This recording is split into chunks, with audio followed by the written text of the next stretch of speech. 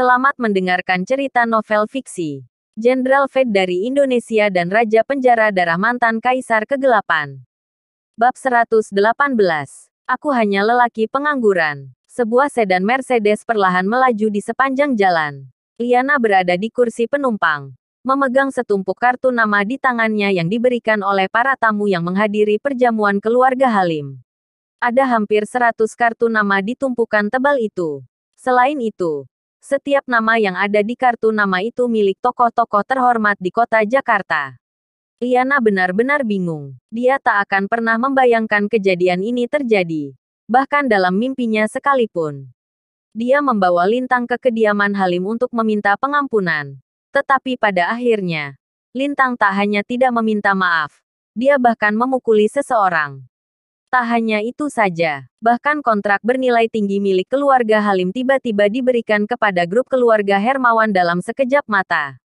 Bocah ini, Liana tak tahu entah dia senang atau marah saat ini. Bagaimanapun, dia telah memperoleh perjanjian besar yang bernilai 200 miliar. Di sisi lain, dia sangat menyinggung keluarga kakek dari pihak ibu. Ini memberinya perasaan campur aduk tentang segala yang telah terjadi. Lintang, pekerjaanmu sebelumnya apa? Tanya Liana dengan ekspresi bingung saat dia menoleh untuk melihat Lintang yang sedang menyetir. Bagaimanapun, satu kancing itu berharga beberapa miliar sementara kemejanya saja senilai 200 miliar.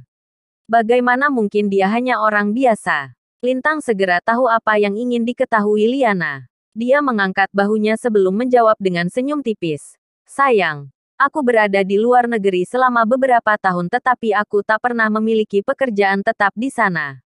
Kau bisa menganggapku pria pengangguran. Ia memang tak memiliki pekerjaan saat berada di luar negeri karena tugasnya hanya membunuh para oligarki dan bos-bos besar yang mengancam neraka merah. Cukup untuk mengatakan bahwa orang biasa tak layak mati di tangan Lintang. Namun, bibir Liana berkedut saat mendengar kata pengangguran. Mengapa kau berdusta? Pria pengangguran macam apa yang mampu mengenakan pakaian kasual seharga 200 miliar dan berjalan-jalan di jalanan? Melihat sikap tenang Lintang, Liana menggertakkan rahangnya karena kecewa dan berhenti mengejar masalah ini karena dia tahu bahwa bahkan jika dia bersikeras untuk menyelesaikan masalah ini, dia masih akan terus bertindak bodoh. Segera, Mercedes itu kembali ke Villa Taman Indah. Namun, setelah pemeriksaan dari Malik dan memastikan bahwa tubuhnya dalam kondisi baik, Siswanto pergi menjemput Dita. Saat Lintang dan Liana melangkah ke dalam rumah, Astrid dan Siswanto menyambut mereka dengan bahagia. Liana, sini, lihat siapa yang ada di sini. Hah, Liana dan Lintang menatap ketika mereka mendengar ini. Kemudian, mereka menyadari ada dua tamu di rumah. Salah satunya merupakan seorang pria muda jangkung yang memiliki fitur wajah yang mencolok dan menarik serta kulit yang halus dan cerah. Dia tidak diragukan lagi merupakan pria yang tampan. Selain itu, dia mengenakan pakaian bermerek dari ujung kepala sampai ujung kaki, berjumlah lebih dari 200 juta.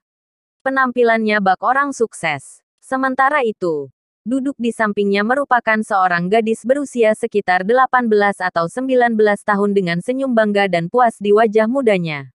Ketika pasangan itu melihat Liana, mereka dengan cepat berdiri karena terkejut. Liana, sudah lama kita tak bertemu. Pria muda yang tinggi dan tampan itu menatap mata Liana dengan tatapan yang memancarkan gairah. Tatapan itu merupakan tatapan penuh gairah yang akan dilontarkan seorang penggemar pada idola wanitanya yang telah dia impikan selama bertahun-tahun. Sementara itu, gadis di sampingnya melompat ke arah Liana karena kegembiraan, memeluk leher Liana. Aku sangat merindukanmu, Liana. Keduanya tampak memiliki hubungan yang sangat dekat dengan Liana.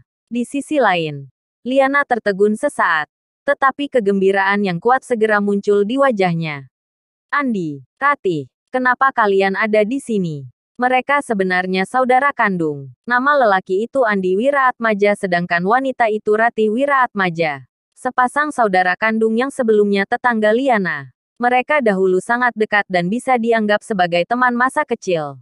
Namun, 5 atau 6 tahun yang lalu, Andi dan keluarganya pindah ke Provinsi Jawa Timur.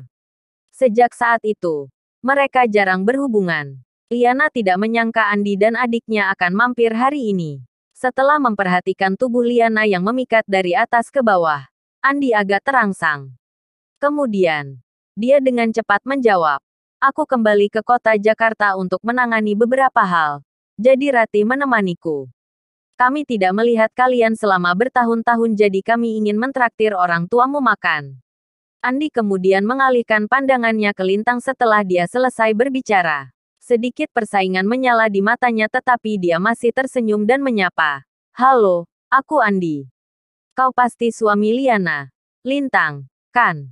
Andi kemudian mengulurkan tangan untuk berjabat tangan dengan Lintang. Namun, Lintang memperhatikan bahwa Andi mengerahkan sejumlah kekuatan dari pergelangan tangannya ketika dia mengulurkan tangannya. Seolah-olah dia menegang. Hah, Lintang sedikit terkejut melihat ini. Namun demikian, dia masih tersenyum geli saat dia mengulurkan tangannya juga. "Halo, aku Lintang." Kemudian keduanya saling berjabat tangan dengan kuat.